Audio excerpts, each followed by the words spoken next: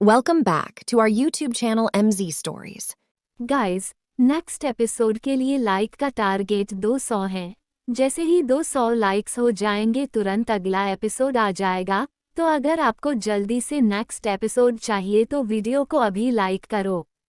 Episode 41। वो mall में बने कैफे में बड़ी ही थी कि वो एक आदमी से टकरा गई। वो जैसे ही गिरने को हुई उस आदमी ने उसे पकड़ लिया। पर आकृति एक झटके से उससे अलग हुई, पर जब उसने उस आदमी का चेहरा देखा तो वो शॉक हो गई। उसने कहा, तुम यहाँ कैसे? जी हाँ, ये आदित्य सिंघानिया था। आदित्य ने एक नज़र आकृति के पीछे आ रहे बॉडीगार्ड को देखा और उसे इशारे से कुछ ना कहने को कहा। गार्ड्स आकृति से थोड़ी दूरी पर थे, इसलिए उन्होंने आकृति और आदित्य की बात नहीं सुनी थी। आकृति ने भी एक नज़र गार्ड को देखा और कहा, तुमसे मुझे बात करनी है। आकृति की बात सुन आदित्य ने हाँ कहा और वो वहां से चला गया। उसके जाते ही आकृति नॉर्मल हो गई। तभी उसके पास एक गार्ड आया और कहा, मैम क्या हुआ, आप ठीक तो है ना? आकृति ने नॉर्मल होते हुए कहा, मैं ठीक हूँ, पर प्लीज़ आप सभी दूर से ही मुझे प्रोटेक्ट करें। आकृति की बात सुन उस गार्ड ने अपना सिर हाँ में हिला दिया। तो आकृति आगे बढ़ी और मॉल में घूमने लगी। वो मेंस के सेक्शन में गई तो उसने देखा कि आदित्य वहीं खड़ा था। आकृति के गार्ड्स बाहर खड़े थे और वो बस आकृति को ही देख रहे थे। आकृति ने एक गहरी सांस ली और कपड़ों को देखने को एक्टिंग की और आदित्य से कहा, आदित्य तुम्हें पता भी है कहा हुआ था रेहान ने मुझे उस पार्टी में देख लिया। वो तो अच्छा हुआ कि उसे अक्षरा के बारे में पता नहीं चला। आकृति की बात सुन आदित्य ने कहा, आकृति रेहान बच्चा नहीं है, वो जरूर पता लगाने की कोशिश जरूर करेगा कि तुम यहाँ किस लिए आई हो, उसे कम मत समझना। आकृति ने जब रेहान की इतनी तारीफ सुनकर उसे बहुत खुशी हुई। उसने कहा, हाँ मेरा हस्बैंड है ही इतना शार्प और इंटेलिजेंट। वैसे आदित्य क्या अक्षरा की फैमिली को संभाल लिया ना तुमने? आदित्य ने कहा, हाँ वो दिलावर ने कहा है कि मेरी तबीयत ठीक नहीं थी, इसलिए तुम रात की ही फ्लाइट से इंडिया चली गई।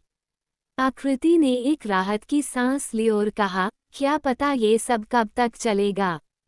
आदित्य ने कुछ नहीं कहा। तभी उसे कुछ याद आया और उसने कहा, आकृति तुम यहाँ कैसे? मेघा ने तो कहा था कि तुम इंडिया वापस चली जाओगी। आकृति ने मायूस सी शक्ल बनाकर कहा, वो रेहान की आज एक इम्पोर्टेंट मीटिंग थी तो उसने कहा कि कल जाएंगे।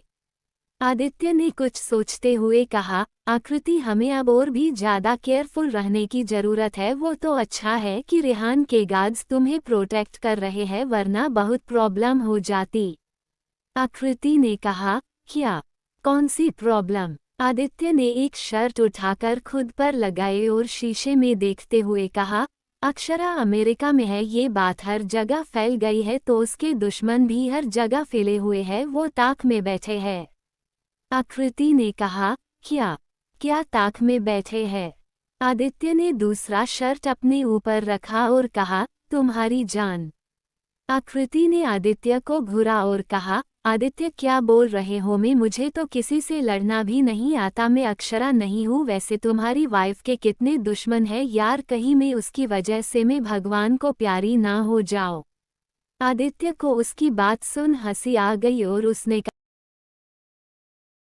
मैं हूँ और तुम्हारा रेहान वो भी तो है ना, तुम्हें कोई छू भी नहीं सकता, तो तुम बेफिक्र रहो। आकृति ने उसकी बात सुनी और एक गहरी सांस लेकर कहा, काश मैं रेहान को सब सच बता पाती, पर अगर उसे पता चला तो वो कभी मुझे मेरी जान जोखिम में नहीं डालने देगा। आकृति बस हल्का सा मुस्कुरा दी और उसने कहा, वैसे आदित्य तुमने कुछ सोचा है कि आगे क्या करना है? हम ज़्यादा देर तक रेहान से सच नहीं छुपा पाएंगे, वो पता करके रहेगा कि आखिर मैं ये सब क्यों कर रही हूँ। आदित्य ने सारे कपड़े वापस रख दिए और कहा, हम कोशिश कर रहे हैं, पर अक्षरा का पता अभी तक नहीं चला है, पर तुम बेफिक्र रहो, अभी तुम बाहर घर जाओ और प्लीज़ घर से बाहर मत निकलना। आकृति ने अपना सिर हाँ में हिलाया और वो वहाँ से बाहर निकल गई। उसने रेहान और मयंक के लिए कपड़े लिए और कार में जाकर बैठ गई। कार में बैठते ही आकृति को वो दिन याद आया।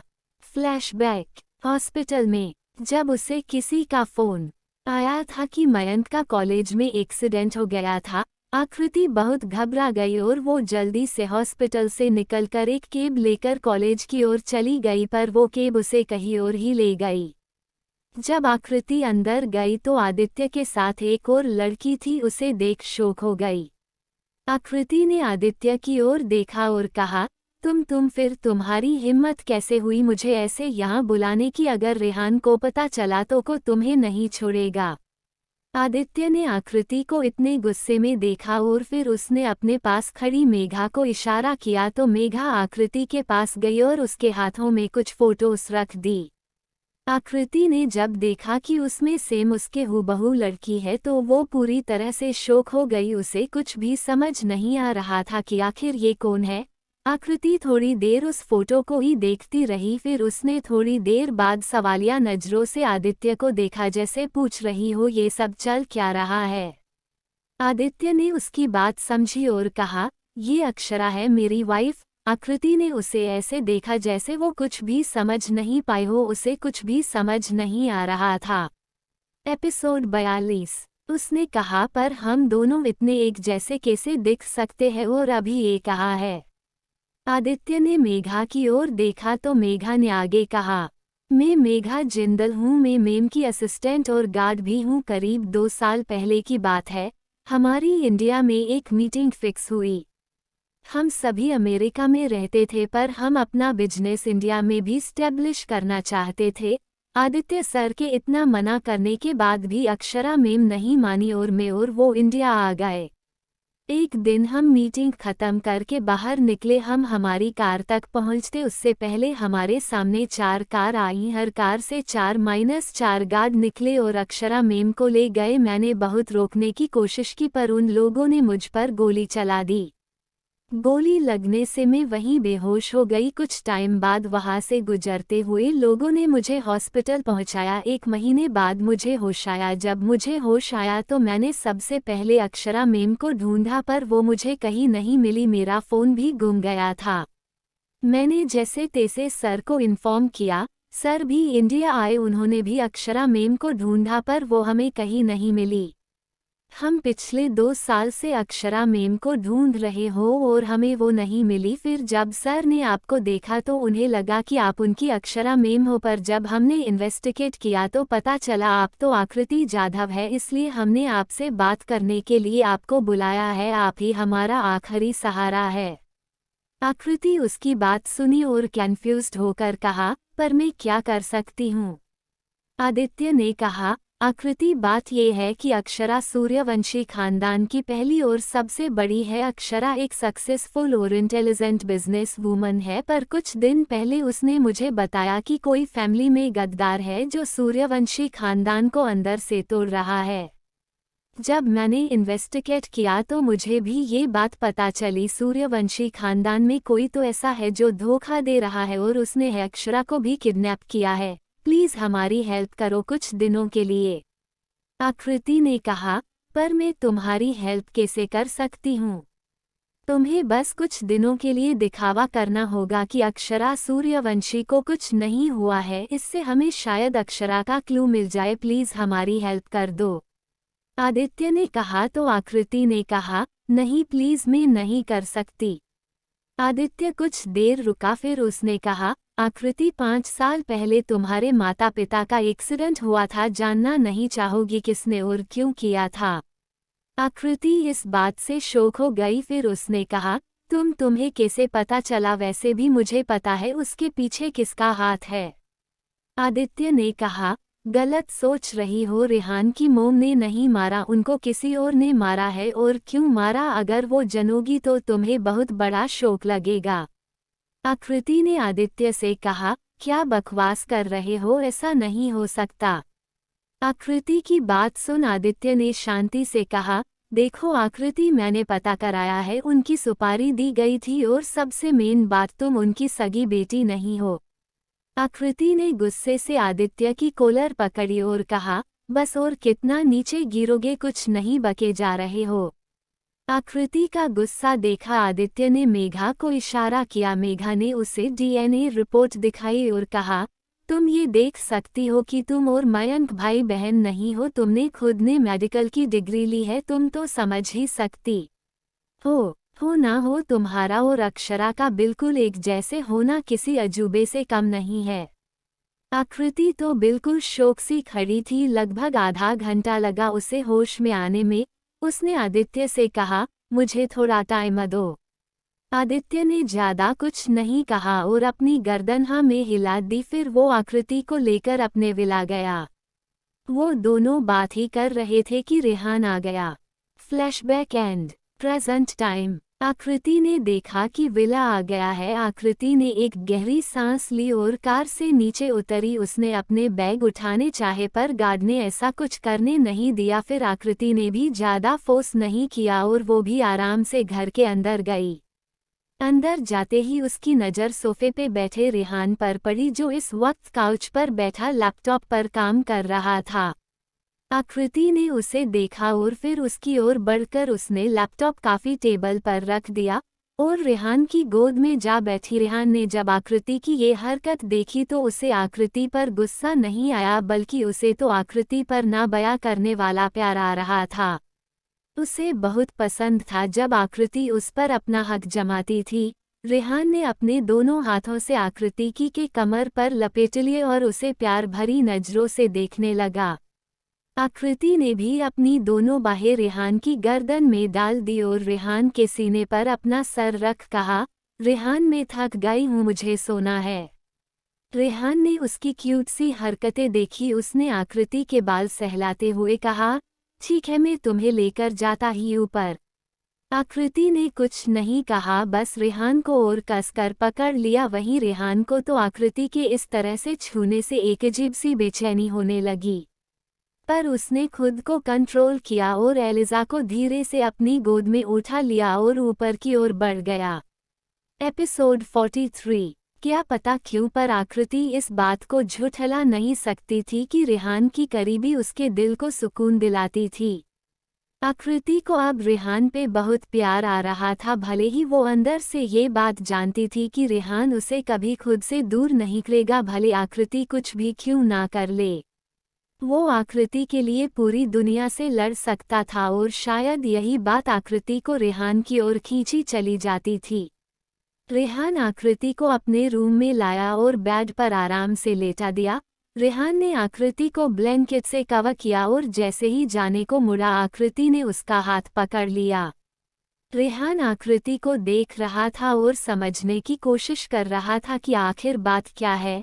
तभी उसे आकृति की आवाज आई, रेहान प्लीज मत जाओ ना।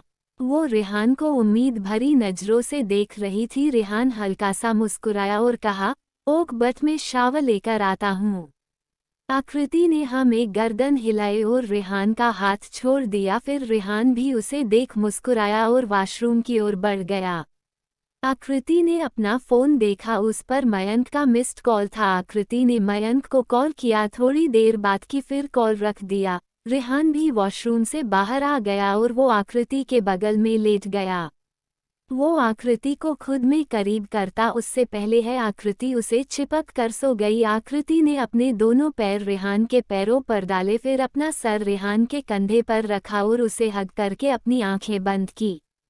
रेहान ने उसे कुछ भी नहीं कहा, क्योंकि उसे ये बहुत पसंद आया जब पहली बार आकृति उसके करीब आई और सोई। रेहान ने आकृति के बालों को सहलाया और कहा, आई लव यू आकृति। आकृति ने उसकी बात सुनी तो उसके फेस पर एक स्माइल आ गई और उसने भी कहा, I love you too Rehan. Rehan को तो यकीन ही नहीं हुआ। रेहान आकृति के ऊपर आया और आकृति उसके नीचे अपनी आंखें बंद किए लेटी थी। रेहान ने कहा, बेबी तुमने अभी क्या कहा, मुझे फिर सुनना है, प्लीज बोलो ना। आकृति के गाल शर्म के मारे लाल हो गए और उसने कहा, मैंने कहा, कुछ कहा, शायद तुम्हारे कान बज रहे हैं। रेहान ने आकृति के होठ को हल्का सा चूमा और कहा, देखो प्लीज अब सताना बंद भी करो जान, प्लीज बताओ ना। आकृति ने अपनी आंखें बंद की और अपना फेस लैंप की ओर कर दिया। उसे इस वक्त बहुत शर्म आ रही थी, जिस वजह से आकृति का पूरा फेस लाल हो गया था। रेहान को उसे इस हालत में देख काफी खुशी हुई, जिस वजह से उसकी आंखें खुशी के मारे चमक उठी, जिस वजह से उसने अपना कंट्रोल खो दिया और आकृति को बेतहाशा होठ पर चूमने लगा। रेहान का हर किस वक्त के साथ साथ और भी ज्यादा इंटेंस होता जा रहा था। आकृति उसका हर किस एंजॉय कर रही थी, आज वो खुद भी रेहान का साथ दे रही थी किस करने में। रेहान को बहुत खुशी हुई क्योंकि जब भी रेहान आकृति को किस करता था तब आकृति उसे कभी रिस्पॉन्स नहीं देती थी, पर आज ऐसा नहीं था। आकृति किस करने में रेहान का पूरा साथ दे रही थी। रेहान ने अब उसके गले और कोलार बोन को चूमना स्टार्ट कर दिया था। वो बेतहाशा चूम रहा था, साथ ही वो आकृति को बाइट भी कर रहा था, जिससे आकृति की आह निकल रही थी। पर आकृति आज रेहान को खुद से अलग नहीं करना चाहती थी, जिस वजह से रेहान की खुशी काफी ज्यादा बढ़ गई थी। रेहान ने अब धीरे धीरे आकृति के कपड़े निकालने स्टार्ट कर दिए थे। आकृति को अब बहुत ज्यादा शर्म आ रही थी, जिस वजह से उसने धीरे से रेहान से कहा, रेहान प्लीज लाइट ऑफ कर दो। रेहान ने जब सुना तो उसने कहा, हम ममम। फिर रेहान ने लाइट बंद कर दी और आकृति को वापस बेतहाशा चूमने लगा। थोड़ी ही देर में रेहान और आकृति अपने प्यार के रंग में खो गए। अब कमरे में बस आकृति और रेहान की सांसें और आकृति की सिसकियां गूंज रही थी। लगभग आधी रात के 3 बजे तक उन दोनों का प्यार चला और फिर दोनों ही थककर एक दूसरे की बाहों में सो गए। सुबह के 8 बजे रेहान की नींद खुली। उसने अपनी बाहों में सो रही आकृति को देखा, जो इस वक्त गहरी नींद में थी। उसके चेहरे पर आज एक अलग तरह का नूर था, जो उसका चेहरा और दिलकश बना रहा था। रेहान ने उसकी दोनों आंखों को चूमा और फिर धीरे धीरे पूरे फेस को उसके इस तरह चूमने से आकृति नींद में ही कसमसाने लगी और दूसरी ओर मुड़ गई। रेहान ने उसे कमर से पकड़ खुद के करीब किया। अब वो उसे पीछे से पकड़ के उसके कंधे को चूमने लगा और साथ ही बाइट भी कर रहा था। इससे आकृति की नींद खुल गई और वो रेहान की ओर मुड़ी और उसके सीने पर मुंह के बरसाते हुए बोली, रेहान एक तो कल पूरी रात तुमने मुझे सोने नहीं दिया और सुबह भी, और गुस्से से अपना मुंह फुला दिया। रेहान ने गौर से आकृति को देखा, फिर आकृति के माथे पर किस कर कहा, बेबी मुझे कल अपनाने के लिए थैंक्स। तुम नहीं जानती कि मैं आज कितना खुश हूँ जो तुम अब मुझसे फिर से प्यार करने लगी। आकृति ने रेहान का चेहरा अपने दोनों हाथों में लिया और कहा, नहीं रेहान सॉरी तो मुझे कहना चाहिए, जो मैं कभी तुम्हारा प्यार नहीं समझ पाए अब समझ गई ही, इसलिए मैं अब बस तुम्हारी बन के रहना चाहती हूँ। रेहान ने सुना तो उसे बहुत खुशी हुई। उसने आकृति से कहा, चलो जल्दी रेडी हो जाओ, आज हम इंडिया जाएंगे। एपिसोड 44। आकृति ने अपनी गर्दन हाँ में हिला दी और वो उठकर वॉशरूम चली गई। रेहान भी अपनी जगह से उठा और दूसरे कमरे में जाकर फ्रेश हो गया। थोड़ी ही देर में दोनों रेडी हुए और एयरपोर्ट की ओर निकल गए। कार में आकृति ने रेहान के कंधे पर सर रखा हुआ था और उसका एक हाथ रेहान के हाथ में जकड़ा हुआ था। रेहान आज बहुत खुश था क्योंकि आज फाइनली उसे आकृति का प्यार मिल गया था। रेहान ने आकृति से कहा, बेबी तुम्हें याद है जब हम 7th क्लास में थे, जब तुम पहली बार हमारी क्लास में आई थी तब। आकृति ने बीच में बात काटते हुए कहा, मम्म कैसे भूल सकती हूँ, मैं पहली बार स्कूल आई थी तब तुमने मुझे कैसे परेशान किया था। रेहान ने हंसते हुए कहा, नहीं ऐसा नहीं था, उस दिन तो वो अजय और उसके दोस्त मिलकर तुम्हें कमरे में बंद कर गए थे और तुम्हें लगा कि मैंने तुम्हें बंद किया तो तुमने मुझे कितना सुनाया था और थप्पड़ भी तो मारा था। आकृति को हंसी आई और उसने कहा, हम याद आया, पर यार तुम भी तो मुझे कितना परेशान करते थे, हमेशा मुझसे लड़ते रहते थे, तो मुझे लगा तुमने ही बंद किया इसलिए तो तुम मुझे ढूंढ पाए। रेहान ने कहा, वो तुम मुझे दिखी नहीं तो मुझे थोड़ा अजीब लगा, मैंने तुम्हें पूरे स्कूल में ढूंढा और जब मैंने अहाना से पूछा तो उसे भी तुम्हारे बारे में कुछ भी पता नहीं था, तब तो मेरा शक यकीन में बदल गया। फिर मैंने अजय के दोस्तों की बातें सुनी और फिर मैंने उन्हें मारा और फिर उन्होंने मुझे बताया कि उन्होंने तुम्हें स्टोर रूम में बंद कर दिया, फिर मैंने तुम्हें वहां से निकाला, पर तुमने तो पहले मुझे थप्पड़ मारा फिर खरी खोटी भी सुनाई। आकृति हंसी और कहा, हम ममम। फिर आकृति ने रेहान के हाथों में अपनी पकड़ कस ली और कहा, रेहान क्या तुम मेरी एक बात मानोगे? रेहान ने आकृति के बाल कान के पीछे करे और कहा, बेबी मैं तुम्हारा हमेशा साथ दूंगा, चाहे कुछ भी हो जाए, सब भी अगर तुम्हारे खिलाफ हो जाएंगे, पर मैं तुम्हारा साथ कभी नहीं छोड़ूंगा। आकृति ने कहा, हम मम मैं जानती हूँ, पर अगर आगे कुछ ऐसा हुआ जिससे कि तुम्हें ऐसा लगे कि मैं गलत हूँ, तब भी तुम मेरा साथ दोगे ना? रेहान ने आकृति को अपने सीने से लगाया और कहा, तुम चाहे कितनी भी बड़ी गलती कर दो, चाहे तुम किसी को मार ही क्यों ना दो, मैं तुमसे नाराज हो सकता हूँ, गुस्सा भी कर सकता हूँ, पर तुमसे दूर नहीं जाऊंगा और ना तुम्हें जाने दूंगा। 5 साल पहले खो चुका हूँ, तुम्हें अब नहीं खो सकता। आकृति की आंखें नम हो गई और उसने रेहान को और कस के हग कर लिया। कुछ ही देर में आकृति और रेहान एयरपोर्ट पहुंच गए। एयरपोर्ट पर जाते ही उन्होंने चेकआउट किया और अनाउंसमेंट का वेट करने लगे। तभी आकृति ने कहा, रेहान। रेहान ने आकृति को देखा और कहा, अब क्या हुआ बेबी? आकृति ने रेहान को कहा, रेहान मुझे भूख लगी है। रेहान ने कहा, हम ठीक है, तुम यहीं रुको, मैं बस अभी आया। रेहान ने आकृति से थोड़ी दूरी पर गया और वहां से आकृति के लिए बर्गर और एक हॉट चॉकलेट लेकर आया। रेहान जब वापस आया तो उसे आकृति कहीं नहीं दिखी। वो काफी घबरा गया क्योंकि आज वो अपने साथ गार्ड्स भी नहीं लाया था। रेहान सब जगह जा जाकर आकृति को ढूंढ रहा था। उसने वहां खड़े हर इंसान को आकृति के फोटो दिखाकर पूछने लगा। रेहान के माथे पर पसीना आ गया था। उसे बहुत डर लग रहा था, वो अब आकृति को नहीं खो सकता है। रेहान ने अपने फ़ोन से अपने आदमियों को फ़ोन लगाया और सभी को आकृति को ढूंढने के लिए कहा। वहीं रेहान के कुछ आदमी अंदर आए तो रेहान ने उन्हें कहा, जाओ जाकर सीसीटीवी फुटेज निकालो, जब से ने यहाँ आया था तब से लेकर अभी तक का। गार्ड्स ने भी यस बॉस कहा और वहां से सीसीटीवी रूम की ओर बढ़ गया। रेहान बाहर आया, उसने कार निकाली और वापस अपने विला चला गया। उसका गुस्सा अब बढ़ता जा रहा था, उसे कुछ भी समझ नहीं आ रहा था। उसने अपने फ़ोन में अपने गार्ड को कॉल किया और उन्हें सीसीटीवी फुटेज विला लाने के लिए कहा। तो गार्ड्स ने भी ठीक है कहा। रेहान बस यही सोच रहा था कि आखिर आकृति गई तो गई कहा। वो अमेरिका भी पहली बार आई थी और एयरपोर्ट पर किडनैप करना नामुमकिन है। रेहान अपने विला पहुंच चुका था। रेहान अंदर जाकर लिविंग रूम के सोफे पर बैठ गया और फिर कुछ देर ऐसे ही बैठा रहा। उसे बार बार आकृति के साथ बिताए हुए पल किसी फिल्म की तरह घूम रहे थे। उसके सामने बार बार आकृति का मुस्कुराता चेहरा याद आ रहा था।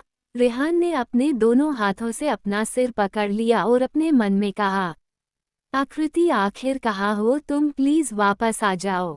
रेहान का दिल अनकहे डर से कांप रहा था। उसका दिल उसे टूटता हुआ सा महसूस हो रहा था। उसका दिल बार बार कह रहा था कि आकृति की जान खतरे में है। तभी उसे अपने गार्ड की आवाज आई, बॉस ये लीजिए पेनड्राइव, इसमें एयरपोर्ट के अंदर और बाहर की सीसीटीवी फुटेज है। रेहान ने उससे पेनड्राइव ली और अपना लैपटॉप लाने को कहा तो गार्ड्स ने हाँ कहा और लैपटॉप लेकर आया। रेहान ने लैपटॉप में उस पेन ड्राइव लगाई और उस फुटेज को चालू कर दिया। जैसे जैसे रेहान फुटेज देख रहा था वैसे वैसे उसकी आंखें लाल हो रही थी। उसका गुस्सा बढ़ते जा रहा था। उसने लैपटॉप को जोर से जमीन पर फेंक दिया और जोर से चिल्लाया, आकृति।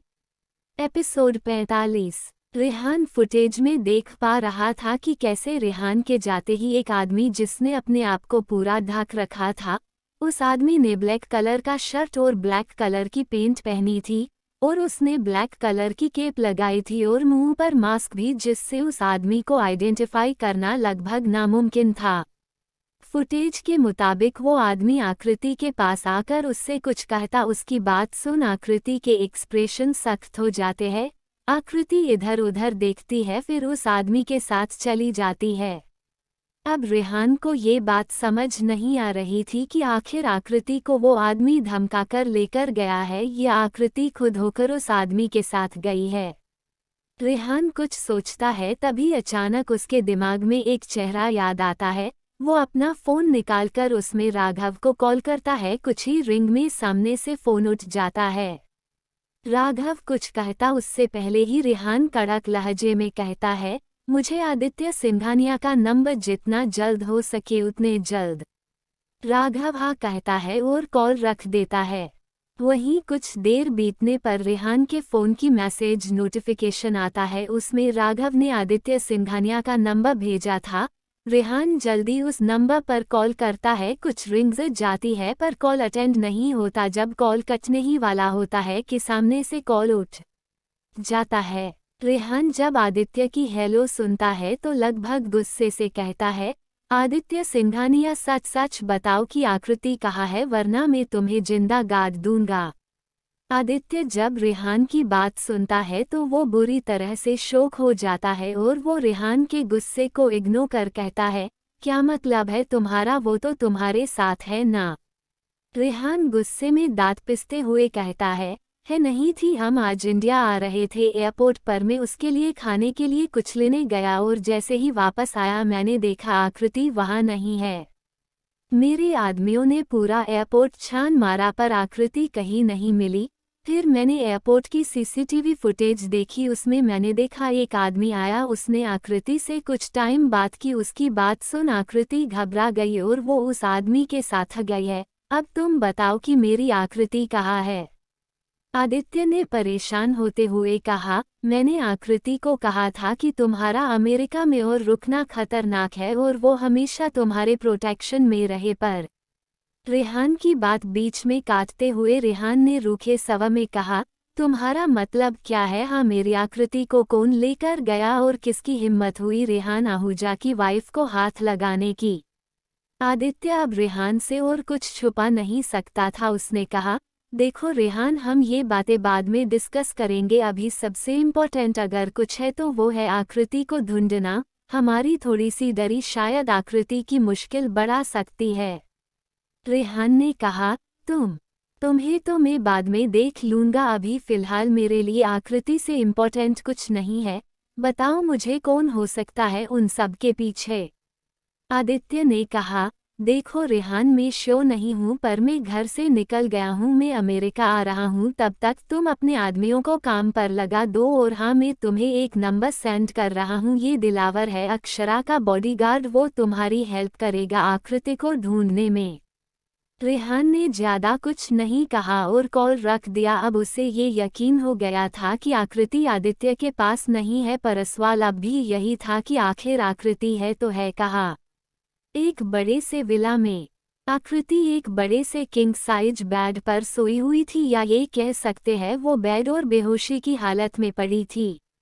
तभी उस कमरे का डोर खुला और एक 30 साल का आदमी अंदर आया।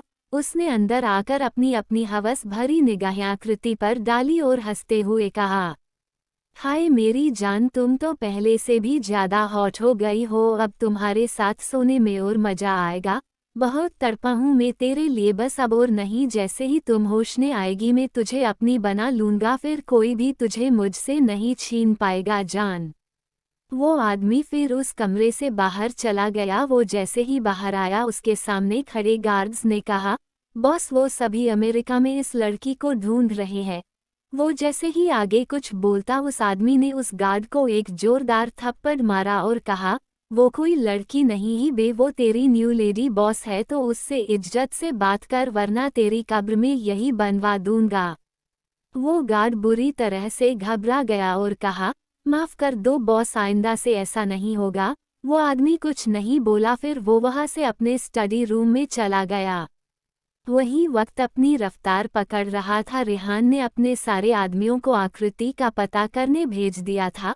उसका दिमाग अभी भी बहुत खराब था क्योंकि उसे आकृति का खोना या उससे दूरी बर्दाश्त से बाहर थी।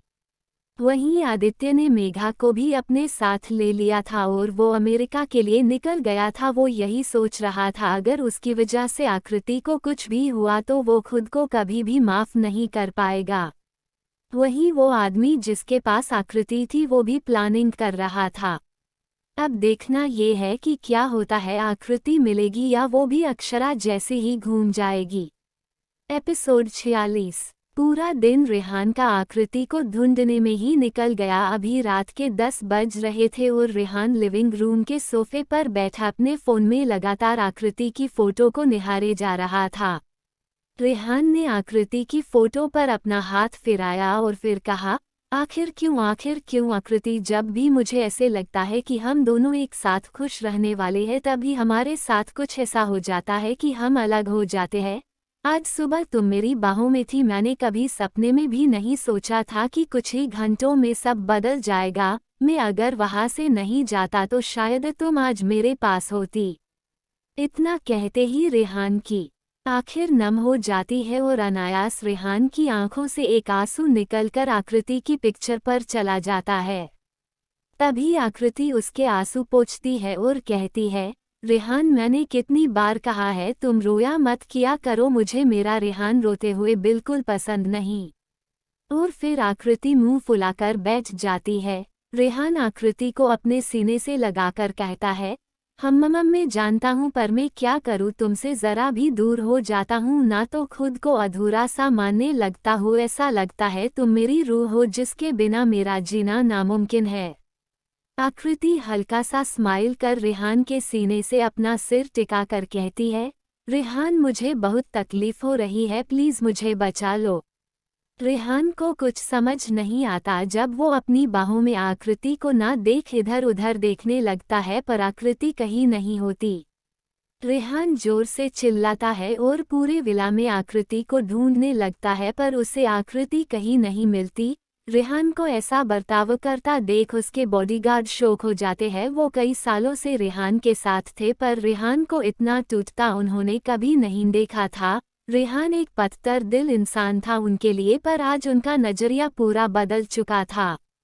तभी रेहान का फोन रिंग करता है। रेहान जब कॉलर आईडी देखता है तो उसका चेहरे पर घबराहट साफ नजर आती है। ये फोन मयंक का था। रेहान एक गहरी सांस लेता है और कॉल अटेंड कर हेलो कहता है। तभी उधर से मयंक की आवाज आती है, हेलो जीजू, क्या आप मेरी बात आकृति दी से करवाएंगे? वो क्या है ना, आज बहुत अजीब सा लग रहा है, जैसे बार बार लग रहा है कि दी परेशानी में है। कहा है दी। रेहान की आंखें वापस नम हो जाती है पर फिर भी वो खुद को नॉर्मल रखता है और कहता है, आकृति मयंक वो तो कमरे में सो रही है, वो आज हमने कुछ ज्यादा ही घूम लिया था तो वो थककर सो गई है। रेहान की बात सुन मयंक कहता है, अच्छा पर उनको मैंने कॉल किया तो उनका फोन स्विच ऑफ बता रहा है। मयंक की बात पर रेहान ने कहा, वो आज पूरा दिन घूमते रहे तो पता ही नहीं चला कि आकृति का फोन डिस्चार्ज हो गया है, पर तुम टेंशन मत लो, मैं सुबह तुम्हारी बात करा दूंगा, ठीक है?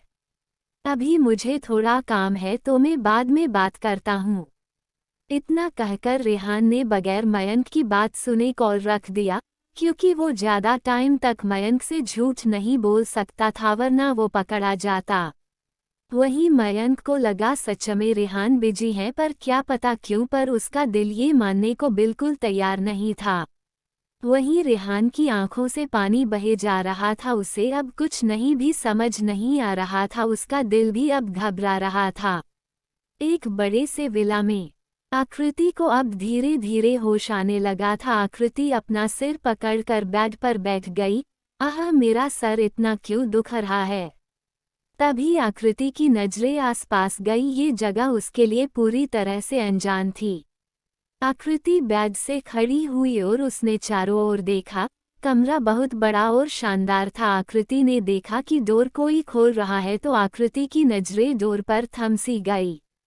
डोर जैसे ही खुला वो आदमी कमरे के अंदर आया और उसने देखा कि आकृति उसे ही देख रही है। वो आदमी शातिर तरीके से मुस्कुराया और कहा, तो मेरी जान तुम उठ गई, अब तुम कैसा फील कर रही हो?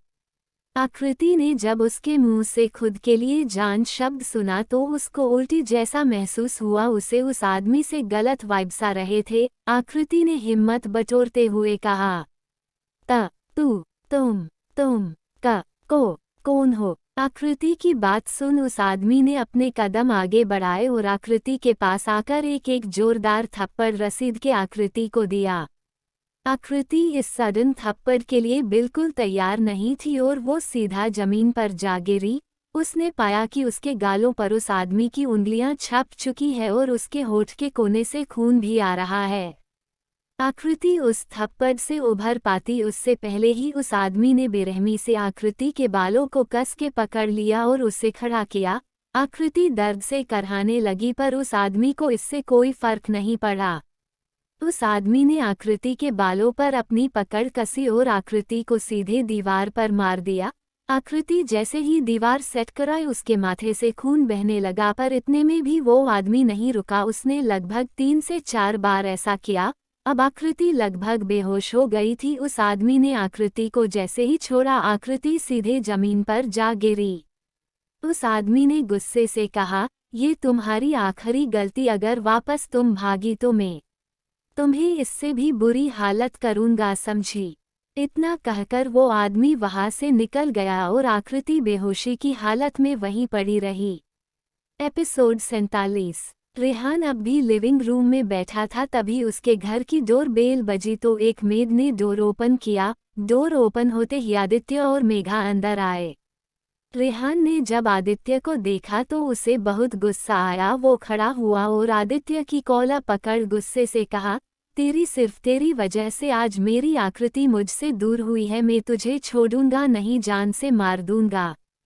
वहीं आदित्य रेहान पर क्या बीत रही है बहुत अच्छे से समझ सकता था। आखिर उसका भी यही हाल था। तभी मेघा उन दोनों के बीच आई और रेहान का हाथ आदित्य की कॉलर से छुड़ाकर कहा, रेहान सर आप क्या कर रहे हैं, इसमें आदित्य सर की कोई गलती नहीं है। रेहान ने जब मेघा की आवाज़ सुनी उसने शौक से मेघा को देखा और कहा, तुम तो वही लड़की हो ना जिसने एयरपोर्ट पर मुझे प्लेन में चढ़ने के लिए मना किया था। रेहान की बात सुन मेघा ने कहा, हाँ मैं वही हूँ, मैंने ही तो आपको उस दिन बचाया था। आप प्लीज़ शांत हो जाइए। देखिए आपको जितनी चिंता हो रही है यकीन मानिए हम भी उतने ही परेशान हैं। फिर रेहान ने खुद को थोड़ा नॉर्मल किया और आदित्य की तरफ देखकर कहा, मुझे जानना है कि आकृति अमेरिका क्यों आई। आदित्य ने कहा, वो यहाँ एक काम से आई थी, वो यहाँ अक्षरा सूर्यवंशी बनकर आई थी। रेहान ने गुस्से से कहा, आदित्य मेरे सब्र का इम्तिहान मत को, मेरी आकृति क्या नाम बताया तुमने। हाँ अक्षरा सूर्यवंशी बनकर क्यों आएगी, वो क्यों ऐसा करेगी, मुझे सब सच सच बताओ। रेहान का गुस्सा देख आदित्य एक गहरी सांस लेता है और कहना स्टार्ट करता है, अक्षरा सूर्यवंशी मेरी वाइफ है। हम सब अमेरिका में रहते थे, हमारी एक बेटी है सांची, और हम सब बहुत खुश थे। 2 साल पहले मेरी वाइफ अपना बिजनेस इंडिया में एस्टेब्लिश करना चाहती थी, इसलिए मेरे लाख मना करने पर भी वो मेघा को लेकर इंडिया आई। कुछ दिन तो हमारी बातें हुई, पर अचानक एक दिन मीटिंग खत्म कर जैसे ही अक्षरा और मेघा बाहर आए, किसी ने अक्षरा को किडनैप कर लिया और मेघा को मारने की कोशिश की। मेघा कोमा में थी। कुछ टाइम बाद मुझे मेघा का कॉल आया, उसने मुझे सब बताया। मैंने मेरे आदमी काम पर लगाए पर कोई फायदा नहीं हुआ। कुछ दिन पहले आकृति मिली, उसका और मेरी कार का एक्सीडेंट हुआ, मैंने ही उसे हॉस्पिटल पहुंचाया। मुझे लगा कि आकृति मेरी अक्षरा है, फिर मुझे आकृति बाद में हॉस्पिटल में नहीं मिली। मैंने बहुत ढूंढा पर नहीं मिली। फिर एक दिन मॉल में मुझे आकृति मिली पर उसने मुझे नहीं पहचाना। मुझे कुछ भी समझ नहीं आया। मैंने तहकीकात कराई, तब मुझे पता चला कि ये मेरी अक्षरा नहीं है। अक्षरा को ढूंढने के लिए हमने जानबूझकर आकृति को अक्षरा बनाया ताकि जिसने अक्षरा को किडनैप किया है हम उसे पकड़ सके, इसलिए आकृति अमेरिका आई। आदित्य ने ये बात बताना अभी सही नहीं समझा कि आकृति के पेरेंट्स उसके रियल पेरेंट्स नहीं है और उनका एक्सीडेंट रेहान की मोम ने नहीं कराया था। ये बात आकृति ही रेहान को बताए तो अच्छा रहेगा। रेहान ने आदित्य की पूरी बात सुनी और गुस्से में कहा, तो तुम्हारी वजह से मेरी आकृति आज इतनी बड़ी मुसीबत में है, तुम्हारी हिम्मत कैसे हुई। हाँ। रेहान को फिर से गुस्सा होता देख मेघा ने बात संभालते हुए कहा, नहीं रेहान सर ऐसा नहीं है, हम आकृति की तरह से सिक्योरिटी के साथ यहाँ लाए थे। हमारा सबसे भरोसेमंद आदमी दिलावर उनकी रक्षा कर रहा था। वो हमारा ट्रेंड कमांडो है, पर जब पार्टी में आप आकृति को लेकर गए तो हमें लगा कि आपके होते हुए हमें फिक्र करने की जरूरत नहीं है। रेहान ने आगे कुछ नहीं कहा क्योंकि कहीं ना कहीं उसकी भी गलती थी जो वो आकृति के लिए इतना बेफिक्र हो गया और गार्ड्स लेकर नहीं गया। रेहान सोफे पर बैठ गया और अपने दोनों हाथों से अपना सिर पकड़ लिया और खुद से ही कहा, तुम दोनों को भी क्या बोलूं, एक गलती की वजह से आज मेरी आकृति मेरे पास नहीं है। आदित्य ने रेहान के कंधे पर हाथ रखा और कहा, रेहान तुम बिल्कुल भी मत डरना, हम आकृति को जरूर ढूंढ निकालेंगे। आदित्य की बात सुनना चाहते हुए भी रेहान ने कसकर आदित्य को गले से लगा लिया क्योंकि अभी वो काफी अकेला अकेला महसूस कर रहा था और इस वक्त उसे किसी के साथ की बहुत जरूरत थी। आदित्य रेहान की तकलीफ बहुत अच्छे से समझ सकता था। वहीं उस बड़े के विला के कमरे में आकृति जमीन पर अब भी बेहोशी की हालत में थी। उसे अब हल्का हल्का सा होश आने लगा था। आकृति दर्द से करहाते हुए धीरे धीरे उठी। उसे अपने पूरे शरीर में दर्द का एहसास हो रहा था। आकृति दर्द से करहाते हुए दीवार के सहारे टिक गई। उसके सर से खून अभी भी बहे जा रहा था। उसको अपने शरीर में काफी दर्द महसूस हो रहा था। आकृति ने खुद से कहा, आखिर कहाँ फंस गई मैं, मुझे उस आदमी की बात सुननी ही भी चाहिए थी। फिर आकृति याद करने लगी कि कैसे जब रेहान उसके लिए स्नैक्स लेने गया था तो क्या हुआ था। फ्लैशबैक। आकृति एयरपोर्ट पर खड़ी रेहान का वेट कर रही थी, तभी वहां पर एक आदमी आया। पहले तो आकृति ने उसे इग्नोर किया और जब वो आदमी आकृति के नजदीक आया तो आकृति ने गुस्से से कहा, क्या कर रहे हैं आप। उस आदमी ने धीरे से कहा, अक्षरा अभी के अभी मेरे साथ चलो वरना मैं तुम्हारे पूरे परिवार को मार दूंगा और तुम जानती हो कि मैं ये सिर्फ कह नहीं रहा, करके दिखाऊंगा। और हाँ, जरा भी चालाकी नहीं समझी।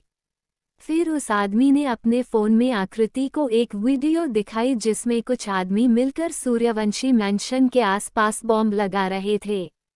एपिसोड 48। फिर वो आदमी वापस बोला, बहुत हो गया उड़ना, अब चुपचाप पिंजरे में चलो वरना मेरे एक इशारे पर बॉम्ब ब्लास्ट कर दिया जाएगा और तुम्हारी फैमिली सीधे भगवान के पास। उस आदमी की बात सुन आकृति घबरा गई और उसने कहा, देखो मैं रेडी हूँ तुम्हारे साथ चलने के लिए, पर प्लीज इन लोगों को कुछ मत करना। उस आदमी ने कुछ नहीं कहा और आकृति को चलने का इशारा किया। आकृति भी उसके पीछे पीछे चली गई। वो आदमी एयरपोर्ट से बाहर आया, एक कैब रोकी, आकृति को बैठने का इशारा किया तो आकृति भी बैठ गई और वो आदमी भी बैठ गया। कुछ देर बाद उस आदमी ने आकृति को क्लियरोफॉर्म सुंघाया और आकृति बेहोश हो गई। Flashback and. आकृति ने सबसे बड़ी गलती की और अब उसकी सजा भुगत रही थी। आकृति ने खुद से कहा, रेहान प्लीज मुझे बचा लो, प्लीज रेहान।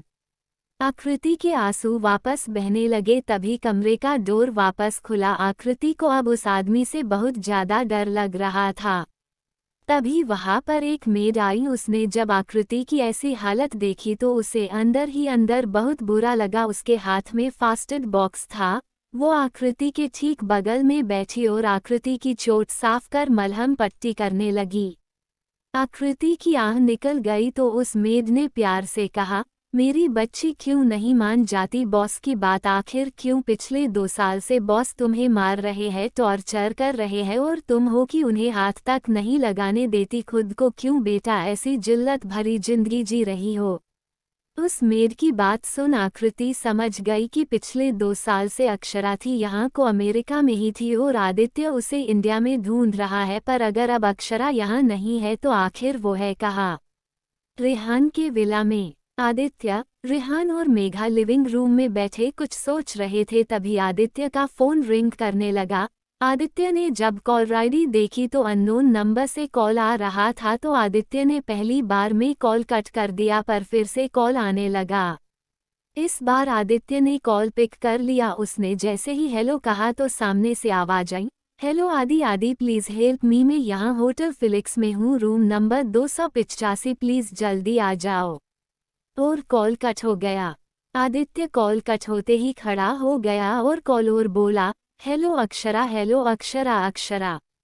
आदित्य ने तुरंत मेघा और रेहान से कहा, रेहान अक्षरा यही है, उसने मुझे बुलाया है, चलो शायद हमें आकृति के बारे में पता चल जाए।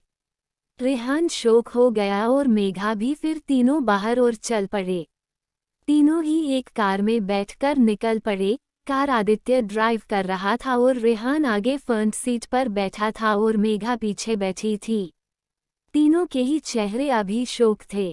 कुछ ही देर में वो तीनों उस होटल के बाहर थे। उन्हें नंबर पता था, इसलिए वो डायरेक्ट रूम की ओर ही चले गए। उन्होंने डोर नॉक किया। कुछ ही देर में डोर खुला पर सामने खड़ी लड़की को देख तीनों ही शौक थे। आदित्य जल्दी से आगे बढ़ा और अक्षरा को गले से लगा लिया। अक्षरा ने भी आदित्य को कसकर गले से लगा लिया। पूरे 2.5 साल बाद आज दोनों ने एक दूसरे को देखा था। वहीं रेहान अब भी शौक से खड़ा था। वो बस अक्षरा को देखे जा रहा था क्योंकि वो बिल्कुल आकृति जैसी ही दिखती थी। अब उन्हें दोनों के सामने खड़ा किया तो कोई भी नहीं बता सकता था कि इसमें से आकृति कौन है और अक्षरा कौन है। कुछ देर बाद आदित्य को होश आया कि वो अकेला नहीं है, इसलिए वो अक्षरा से थोड़ा दूर हो गया तो मेघा ने भी उसे गले लगा लिया। आदित्य ने रेहान को देखा जो बस अक्षरा को ही देखे जा रहा था और वो डोर पर किसी मूर्ति की तरह खड़ा था। आदित्य उसकी हालत समझ सकता था क्योंकि जब उसने पहली बार आकृति को देखा तो वो भी सोच में पड़ गया था। आदित्य ने रेहान के कंधे पर हाथ रखा और कहा, क्यों ये दोनों बिल्कुल एक जैसी है ना। रेहान आदित्य की बात सुन अपने सेंस में वापस आया और आदित्य को देख अपनी गर्दन हाँ में हिला दी। वहीं अक्षरा ने जब आदित्य की बात सुनी तो उसने सवालिया नजरों से आदित्य को देखा तो आदित्य ने कहा, अक्षरा चलो अंदर चल के बात करते हैं। अक्षरा ने उसकी बात पर हामी भरी और सभी अंदर आ गए। सभी लोग सोफे पर बैठे थे। आकृति को अभी भी अपने शरीर में बेहिसाब पेन हो रहा था। उसने कभी इतनी मार नहीं खाई थी। तभी डोर खुला। आकृति ने देखा कि ये वही आदमी था जिसने उसे मारा था। आकृति को अब उस इंसान से डर लगने लगा था, इसलिए आकृति ने अपनी पकड़ ब्लैंकेट पर कस ली और उसने खुद को खुद में समा लिया। उसको इतना डरते देख उस आदमी के होठ पर एक शैतानी हंसी तैर गई और वो आकृति की ओर बढ़ा और कहा, मेरी जान बस ऐसे ही रहना मुझसे डर कर। फिर उसने आकृति को बेड पर धक्का दे दिया और खुद उसके ऊपर चढ़ गया और आकृति की मासूम सी शक्ल देखने लगा जिसमें अभी बेहिसाब डर था। आकृति का पूरा शरीर कांप रहा था। उसकी आंखों से पानी बह रहा था और उसका शरीर थर थर कांप रहा था, जो वो आदमी अच्छी तरह से महसूस कर सकता था। उस आदमी ने आकृति की आंखें पोंछी और उसके चेहरे पर अपने हाथ फेरते हुए बोला, मुझे नहीं पता था जान कि मेरे एक बार मारने से तुम में इतना चेंज आ जाएगा। मुझसे बगैर डरे बात करने वाली अक्षरा आज मुझसे कितना डर रही है। हाँ। एपिसोड 49। और वो आदमी जोर जोर से हंसने लगा। आकृति को उस आदमी की करीबी से घाइन आ रही थी। उसने उस आदमी को खुद से मारने के लिए उसे मारने लगी, जिससे उस आदमी को और ज्यादा गुस्सा आने लगा और उसने आकृति के गाल पर एक तमाचा जड़ दिया, जिससे आकृति ने अपना एक हाथ अपने गालों पर रखा। तभी उस आदमी ने आकृति के मुंह को जोर से पकड़ा और कहा, देखो जान, चुपचाप मेरे पास आ जाओ। मैं अभी बहुत प्यार से कह रहा हूँ, वरना मैं जबरदस्ती भी कर सकता हूँ।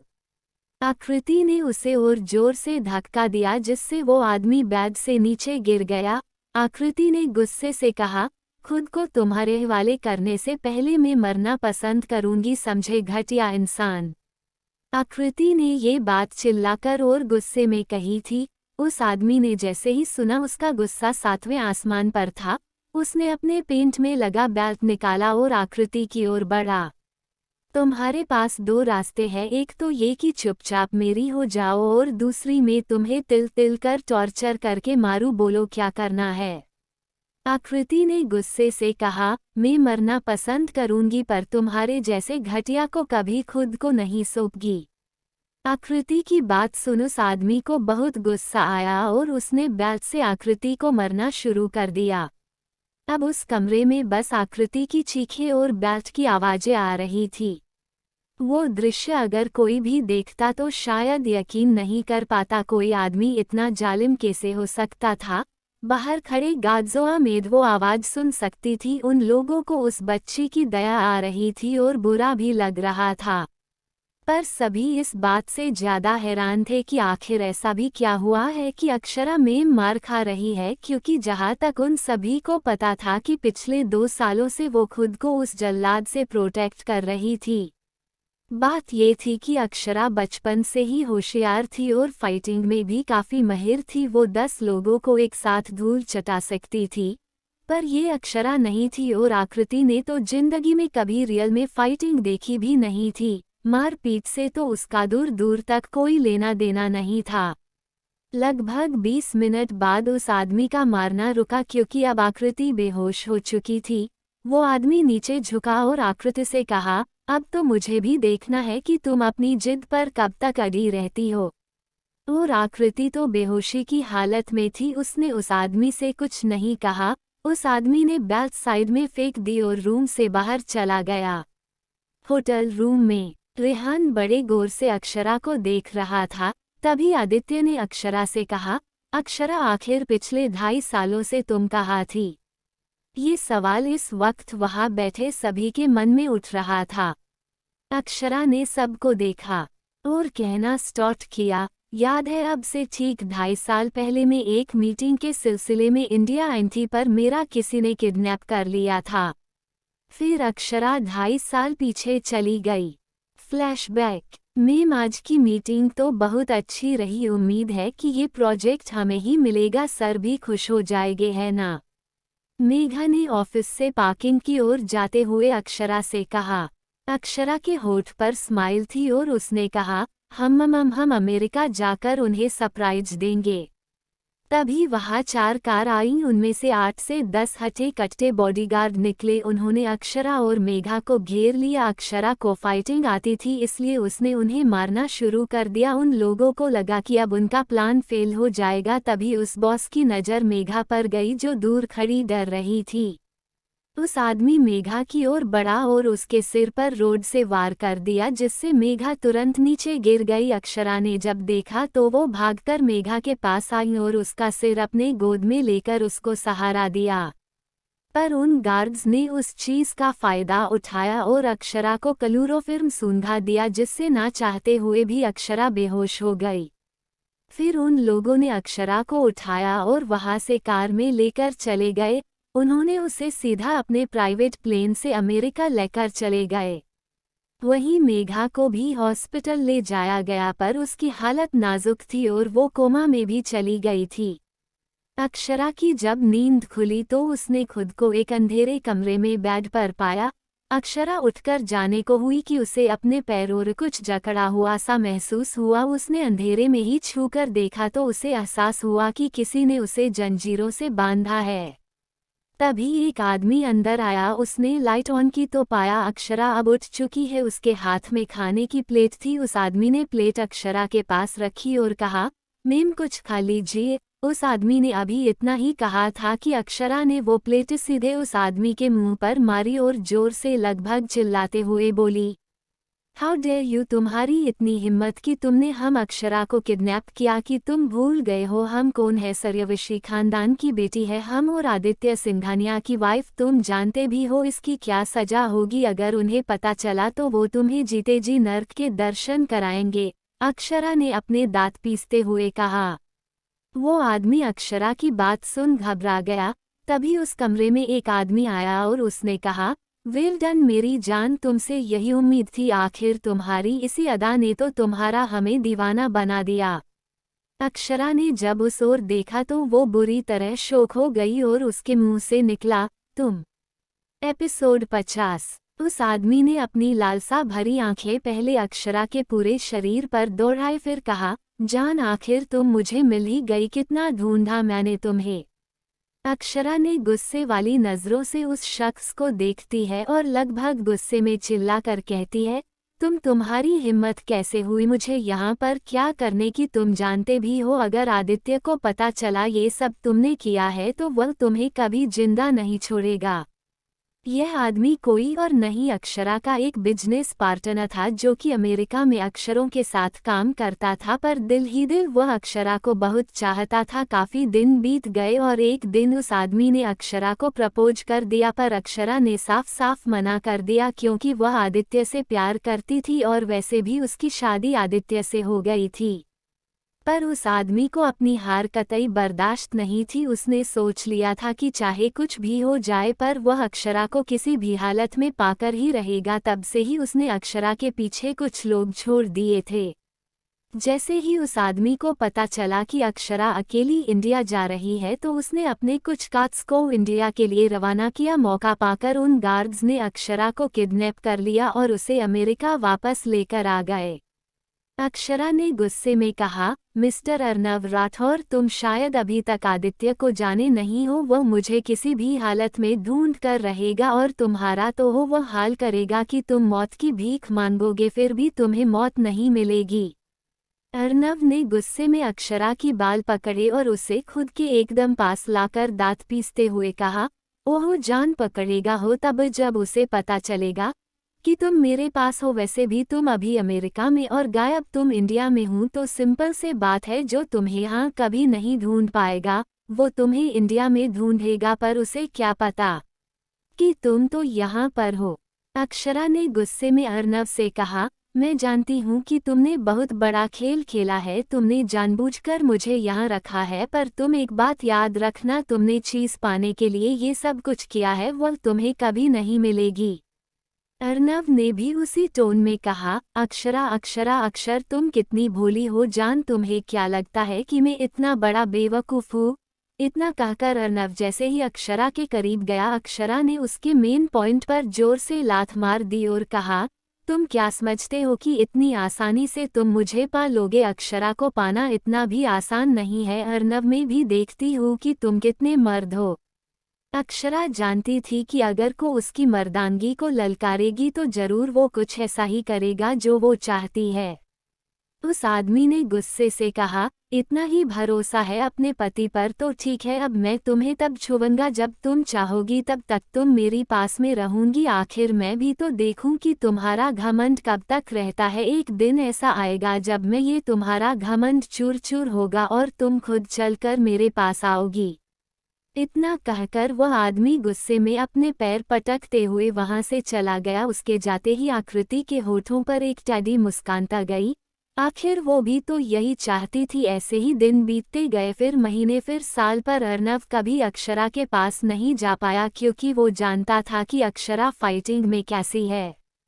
ऐसे ही एक दिन अक्षरा को वह मौका मिल गया। उसने एक मेड को पैसों का लालच देकर उसे यहाँ से निकालने का प्लान बनाया। रात के करीब 2 बजे वह उस विला से बाहर निकल गई। अक्षरा सबसे पहले अपने घर गई, पर जैसे ही वह अपने घर के नज़दीक पहुँच गई तो उसे वहाँ पर अर्नव के गार्ड्स दिखे। शायद उन्हें खबर लग चुकी थी कि अक्षरा भाग गई है। अक्षरा के परिवार पर अर्नव के गार्ड्स की नज़र थी, जिस वजह अक्षरा वहीं छुप कर रही। उसने आदित्य से भी कांटेक्ट करने की कोशिश की, पर को तो अमेरिका में था ही नहीं। वो अपनी फैमिली को खतरे में नहीं डालना चाहती थी, इसलिए वो अर्नव के आदमियों से छुपती रही।